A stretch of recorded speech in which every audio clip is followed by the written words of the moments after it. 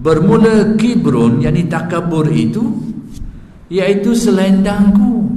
Selendang ni kain di atas ni, pakaian di atas selendang. Jadi sebab itu kita ni dalam memahami nas agama kena ada kaedah. Antara punca kesesatan dan punca punca terjadinya kesesatan ni dan punca setengah golongan menyesatkan orang lain, puncanya sini lah. Kadang-kadang tidak memahami cara menafsirkan dalil. Bila tak faham, orang tu sendiri mungkin jadi sesat, atau juga dia akan menyesatkan orang lain disebabkan kerana dia pun tak faham cara menafsirkan tu. Ini bahaya hari ni. Hari ni mudah dah lalu kelompok-kelompok tertentu melabelkan orang dengan golongan syirik, kufur. Berani dah lalu hari ni. Dulu orang tak berani, mudah-mudah. Dan mazhab Ahlus Sunnah ni antara ciri dia, nak tahu Ahlus Sunnah, iaitu tidak mengkufurkan seseorang dari kalangan ahli kiblat, yakni yang bersyahadah dan mendirikan solat. Tidak kaya tu kufur, kecuali dengan sebab-sebab yang jelas dan dihukum oleh qadi. Barulah. Kalau tidak, mereka tidak akan mengkufurkan.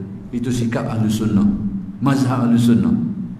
Tidak akan mengkufurkan orang, mensyirikkan orang, kecuali sebab tadi lah, sebab yang jelas, lalu dipastikan,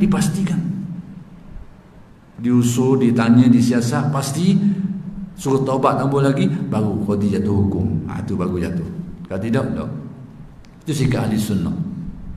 Jadi kalau ada yang mengambil sikap tak seperti ini, itu bukan gaya ahli sunnah. Taklah nama lain, tak apa lah, pergi daftar ke ROS, tak nama apa-apa. Itu bukan gaya ahli sunnah. Kita baru ni, kita kejut tengok sudah menyerap masuk di negara kita ini pattern-pattern ni. Sebenarnya lama dah pattern ni, tapi saya tak bercakap panjang sangat.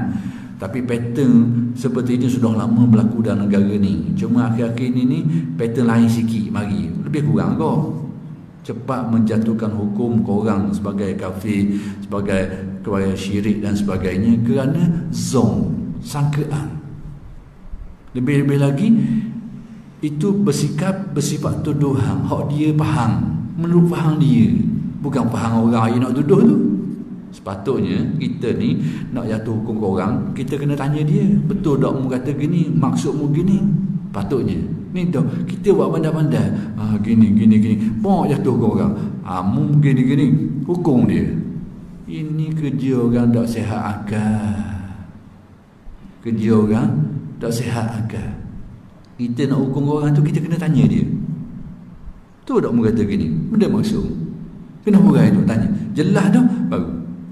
Ni tak apa-apa, kita lebih-lebih beginilah. Lepas tu tak level. Ini ada dalam WhatsApp, alim ulama kita dilabelkan sebagai kuburiyun. Ini mainan Pak Wahab lah ke ni.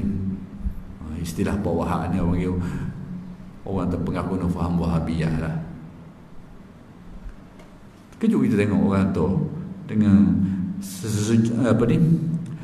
beberapa orang alim ulama yang orang kenal dia, kemudian bukan saja yang sezaman ni, termasuk alim ulama dulu-dulu pun yang sudah meninggal dunia, yang kita hari ni belajar kitab-kitab dia itu termasuk sebagai kelompok yang ni. Tapi label dia sebut tu pelik tu, kuburiyun, istilah kuburiyun, lalu dihukumkan sebagai kelompok syirik, sebagai kelompok yang rosok imam. Baik, saya nak sebut sebab nanti hari ni banyak orang tok kekuasaan. Orang ramah ada orang kala ni termakan lah, kena lah.